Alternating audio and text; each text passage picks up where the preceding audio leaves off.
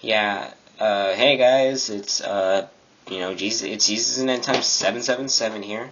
This is the, part 2 to my, video of, the previous video I was talking about, which is basically how I came to know Jesus and how I came to, actually get out of the darkness that I was living in for such a while. If you did not see part 1, go check it out, because part 1 is actually kind of, yeah, you get most of the information in there.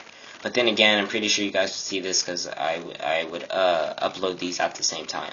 But anyway, as I was saying, so it was ninth grade, and she already had a boyfriend by this time. And so, I mean, just kind of imagine the girl that you liked and you asked out and she rejected you. She's walking around with another guy. And then I would just, each time, because, my friends and I used to play wall ball at our school. And then I would always, I would just be like, and she would sit right there playing, or she would sit right there with her boyfriend while we played wall ball on that same field, or that same wall, whatever.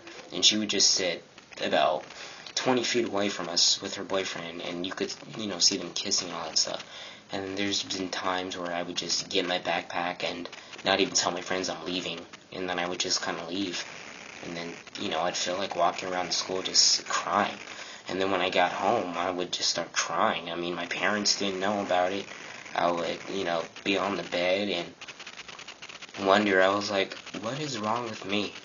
I mean, there's always something wrong with me. Girls just don't like me. They hate me every single time. And I started to get this thing in my head where it was just kind of like this pain, and then the depression started to kick in. The sadness turned into depression, because after her, out of desperation, I started liking other girls just because I didn't want to be alone. Okay, yeah, I know I was going through it, kind of stupid, I know, but everyone has to meet Christ some way, and this is how I met Christ. But anyway, I ended up liking other girls out of desperation. After her, it was some other girl I started messaging on Facebook. Then it was some other girl that messaged me on Facebook during summer. And then it turned out to be my best friend. Right? Okay, but before I get into that, we're back. We're probably in the end of January timeline. And, I would always come home crying. My friends, then they started to kind of notice. Not all my friends, but some of my friends start to notice. They'd be like, "Oh, Kalo, what's wrong?" And I'd be like, "Nothing. I'm just tired. No, leave me alone." And then they'd be like, "Oh, okay." And then, my one of my other friends, my friends that's a girl, her name's Girline. But she even started to ask me. She was just kind of like, "What's wrong?" And I was just like, "You don't even know."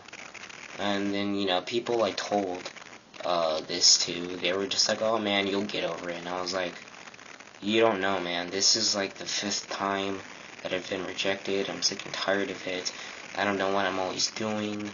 Why am I such a failure? Especially when it comes to girls. I mean, I'm sick and tired of asking a girl out and I'm just not good enough, or I'm too whatever. I'm not up to their satisfaction." And then, in February, this was Valentine's Day. I was in my 4th period Spanish class, and yes, I honestly, to tell you the truth, I'm not a big fan of Valentine's Day. I mean, why have one day to tell someone you love them and buy chocolates when you could just do it every day? So, I mean, I'm not a big fan of it. For some guys or for some girls, they're bigger fans than I. But anyway, it was Valentine's Day.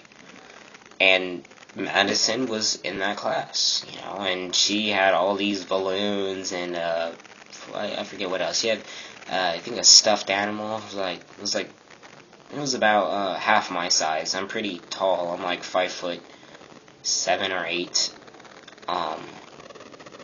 But anyway, it was about half my size. So, my Spanish teacher asked. She was kind of like, and anyway, I was sitting there. She was like right there. She would be sitting about diagonal from me.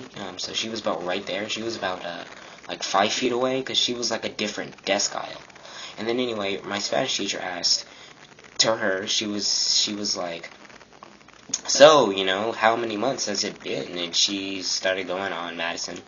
She started going on. She was like, oh, it's been 4 months. He's so fantastic. He's this, he's that, he's this. And you can only imagine what I was like. I was just sitting there with my hood on, looking like the guy from Assassin's Creed. Just kind of like this. Like, why? Stop talking about him. I'm right here. That does not make me feel good. Just don't. Just stop it. And I would just sit there, and I actually started crying in the middle of class, but no one saw me, because, once again, I was having the hood pulled over, and, I started to lose interest in color. I started disliking orange and green and red and blue, and I just started wearing all black to school. Black is, like, one of my favorite colors, but it's not the color I wear all the time anymore. But when I was going through it, that's the color I would wear. I was wearing all black, so I had, a hoodie on all the time, black jeans, black shoes, whatever. And I would just be like, why? Why do I have to do this? I try to be the good guy. I try to be the gentleman. I always used to talk about how guys mistreat girls and how I hated it and how it upsets me. It upsets me even today, but it's like, I always used to, like, talk about that, but then the guys that do mistreat and act all, I guess, whatever, swaggish, and YOLO this, and F this, and, the guys that are cool, right? They would always get the girls, but when I tried to do my best, there was always some type of failure. And then, right then and there, when she started talking about her boyfriend, I was just kind of like, just stop. And then it sucked, because she was in my 4th period class, and then she was in my 6th period class, or my 5th period class at the time, which is now my 6th period class, but she was in my Avid class, and then I was just like, anyway, fast forward, school year's over, I was just going through it, depression all the way. It started getting really bad. I would start arguments with my parents. I hated going to school just because of that. I didn't like talking to my friends. I didn't like socializing with anyone. I was always kind of like, under the shell, kind of that, hermit crab under the shell, whatever. And then finally, one night, I was sitting on my bed. One night, and this song started to play. If you guys know who the singer Selena is, she was a singer, and then she actually ended up being murdered. But anyway, I was listening to one of Selena's songs. If you guys know her, I think, yes, a Latin American singer. And I forgot which song came on, but it started to make me cry, because it was just this love song, love song, and I was just like, oh my god, why? Just leave me alone, seriously. Like, why does this have to happen to me? And then finally, my mom comes in, she tells me to wash the dishes, and then I go into the kitchen and start washing the dishes. Now, this part was actually probably the biggest wake-up call, I would say, to actually being giving my life to Jesus. But then right after this night isn't when I gave my life to Jesus. Right after, like, that night, I had to go wash my dishes, because, watch this. I was told to wash the dishes, and that was so sad and so full of pain. I was just like, every single time, girls they just try to throw me around. People say I have 4 sisters and I could use it to my advantage, but what use is that? This was all going through my mind when I was washing the dishes. And then I was like, even at school, girls I don't like, they act mean around me. They act like they hate me. I always feel like the outcast. And then Satan starts making me think all these other things that were totally irrelevant to the things that were going on with Madison. And then I started thinking, like, all my other friends play baseball except me. I mean, yeah, I have, like, 2 or 3 friends that don't play baseball, but what I was thinking, I was like, they all play baseball. I'm always the outcast in something. Girls hate me. I'm ugly, I'm stupid, I'm this, I'm that. And finally, I had to wash a knife. Okay, the knife, I had to wash a knife because it was in the sink. And then I looked at the knife and I ended up picking it up. Okay, I ended up picking it up and I said, why can't I just do it? Right now, right here, right now, we can just get this thing over with. Right now. Right now. But then I was like, no, this isn't right. I shouldn't do this. But then at the same time, if I do it now, all the pain and the suffering and the hatred will go away. I won't have to go through, having to see Madison and her boyfriend every single day. I won't have to socialize with anyone and tell them what's wrong with me. I don't have to live in this evil place, this desolate land. And then I was just like, nope, you gotta just do it. So I was holding the knife up to my throat, and I was just like, I need to do it. I'm sick and tired of all of this. But then, as you know, obviously, I didn't do it. And right then and there, I was like, no, I shouldn't, I can't. Because that summer, I think it was that summer, when I was actually watching the reason why I didn't do it is because I started watching just that summer, that previous summer before I went to 9th grade. I was remembering when a girl said she tried to kill herself. It was kind of a similar situation to mine, but she said this was like one of those NDEs, near-death experiences, and then she said she tried to kill herself. And she ended up shooting herself. I forgot where. I think she said, like, the head or something, but she missed or something like that. Like, I don't know. And then she said when she actually felt her soul slipping into this fiery, deep furnace.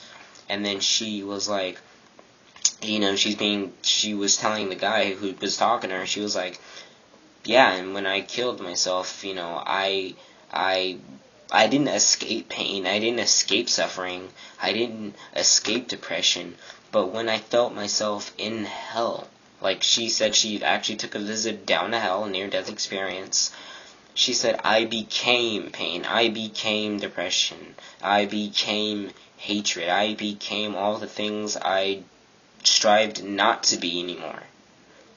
And then she said she remembers her being there in hell, crying to the Lord, and she said she saw a light. I mean, people have a hard time believing NDEs. I for some believe, I believe them.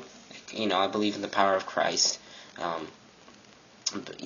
But she said she called upon the Lord, and she said she saw a light, and this light took her up.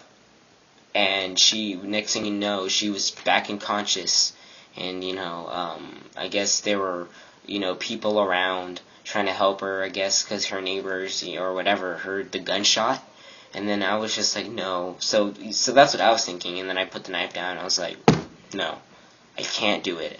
But then at the same time, what's the point of life if all I'm going to do is feel this pain, this suffering, this hatred? Why?